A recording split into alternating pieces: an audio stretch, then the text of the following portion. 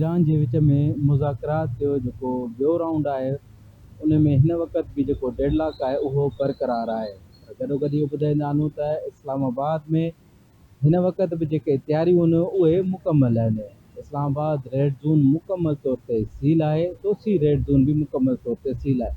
ॿिए तरफ़ पाक सेक्रेटरीट भी मुकमल तौर ते बंदि आहे ऐं गॾोगॾु अॼु क़ौमी असेंबली भी मुकमल तौर ते बंदि आहे।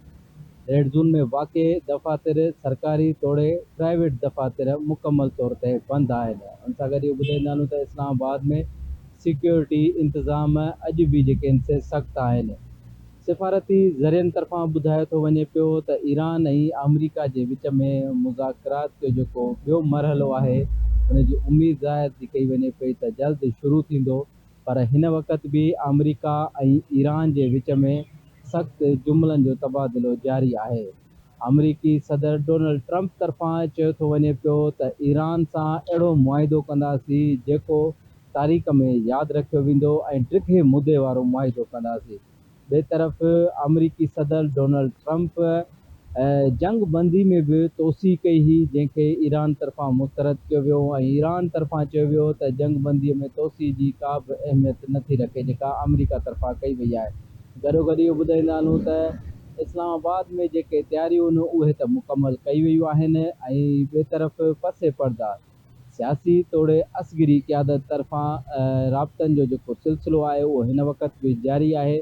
वज़ीर आज़म शहबाज शरीफ़ जी सदारत हेठि अहम इजलास बि थींदा रहिया आहिनि ऐं उन में इन ॻाल्हि जो ज़ोर भरियो वियो आहे त ईरान खे ऐं अमरीका खे हिकु दफ़ो ॿीहर टेबल टॉक जी टेबल ते मेज़ ते विहारियो वेंदो ऐं ॿिन्हिनि जे विच में जेके मुज़ाकरात में जिन शयुनि ते डेडलॉक हो उहो ख़तमु कयो वेंदो। का सुठी ख़बर इस्लामाबाद मां पूरी दुनिया जे लाइ ईंदी। पाकिस्तान ईरानी क़यादत सां मुकमल राब्ते में आहे। ॿिए तरफ़ अमरीकी क़यादत सां बि पाकिस्तान जा जेके पसे पर्दा राब्ता आहिनि उहे जारी आहिनि ऐं इन हवाले सां जेके सिफ़ारती कोशिशूं आहिनि उहे त पंहिंजे उरूज ते आहिनि ऐं पाकिस्तान कोशिशि करे रहियो आहे त ॿिन्हिनि धुरुनि खे हिकु दफ़ो ॿीहर टेबल जी मेज़ ते विहारे करे ऐं जंग जो मुकमल तौर ते जेको आहे सो को हल कढियो वञे त जीअं मुज़ाकरात ज़रिए अमुन थी सघे।